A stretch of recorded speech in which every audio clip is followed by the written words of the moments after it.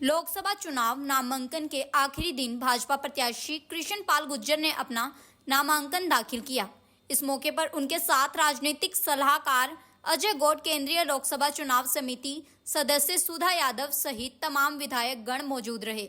इस मौके पर मीडिया से बातचीत करते हुए बीजेपी लोकसभा प्रत्याशी कृष्ण पाल गुर्जर ने कांग्रेस पर जमकर निशाना साधा। कृष्ण पाल ने कहा कि उनके पास कोई चेहरा नहीं है तो वह किसके दम पर चुनाव लड़ेंगे और जीतेंगे। हमारे पास चेहरा है, मोदी का हम चुनाव लड़ेंगे भी और जीतेंगे भी।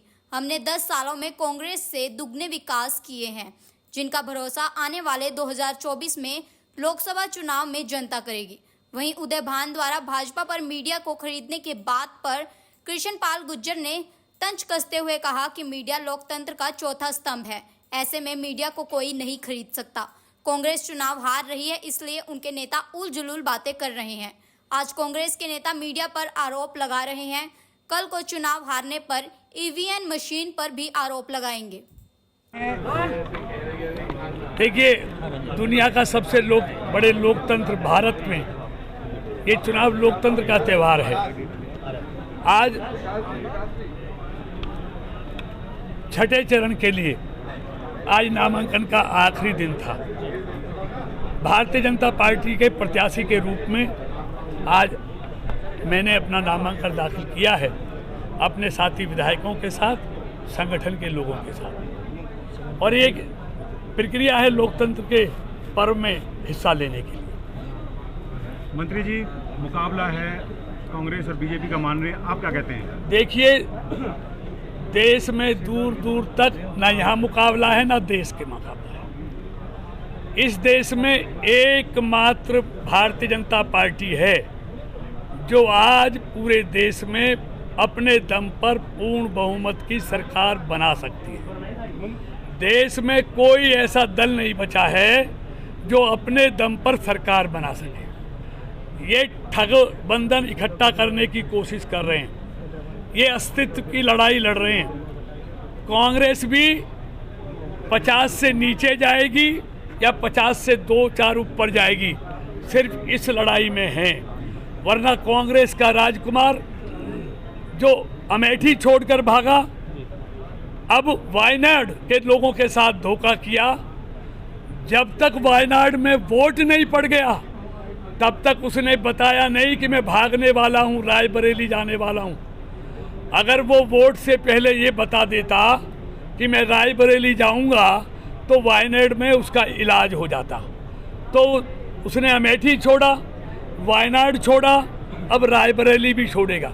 उनका कोई ठिकाना नहीं है, वो अस्तित्व बचाने में लगे हुए हैं। और इस देश को चाहिए एक मजबूत पूर्ण बहुमत की सरकार, और उस मजबूत सरकार का मजबूत नेतृत्व, मजबूत प्रधानमंत्री, जो सिर्फ आप मोदी है।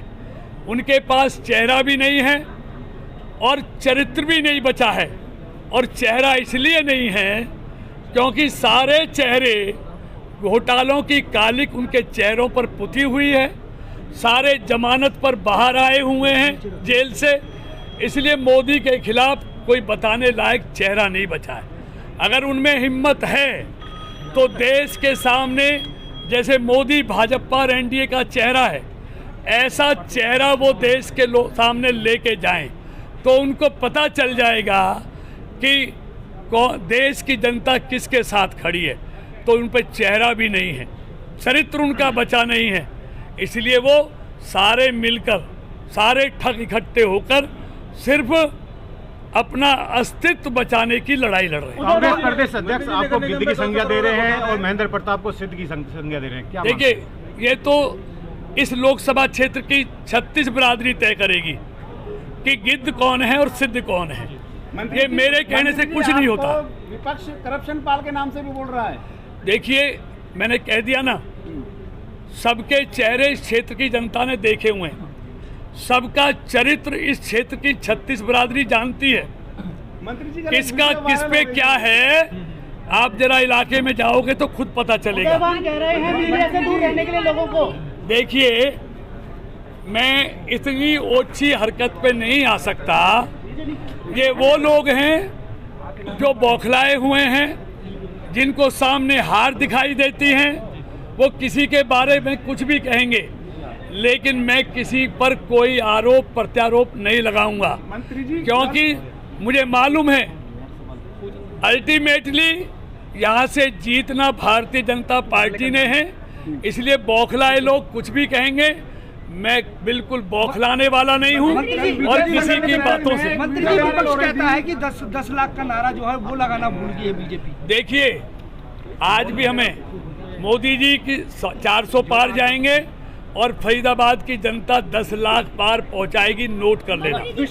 लेकिन विपक्ष क्या कहता है, मुझे विपक्ष की बातों का जवाब नहीं देना, मुझे क्षेत्र की जनता की बातों का जवाब देना है। मंत्री जी राजकुमार रोहरा का हाथ झटकाया गया एक वीडियो में। देखिए, ये सब चुनाव में क्या क्या सामने आता है, क्या क्या आरोप प्रत्यारोप, मैं आरोप प्रत्यारोप की राजनीति नहीं करता। वीडियो वायरल हो रही है, देखिए, इसमें आप हाथ झटकाते दिख रहे हैं। देखिए, बात सुनिए, हमारी पार्टी का अध्यक्ष है और बहुत सम्मानित अध्यक्ष है, ये क्या दिखाते हैं क्या नहीं। अगर कोई आदमी को कहता है कि सीधे खड़े हो जाए, उसको भी अगर हवा खड़ा करते हैं, मुझे कुछ नहीं कहना। मैं आपको एक बात बताता हूँ, जैसे मोदी को इस देश के 140 करोड़ लोगों पर भरोसा है ना, ऐसे कृष्ण पाल को अपने लोकसभा क्षेत्र की 36 बिरादरियों पे भरोसा है। और ये भरोसा आपको 25 तारीख को वोट पड़ेंगे और 4 जून को जब गिनती होगी, ये आपके सामने समय आ जाएगा। फरीदाबाद से सुनील चौधरी की रिपोर्ट।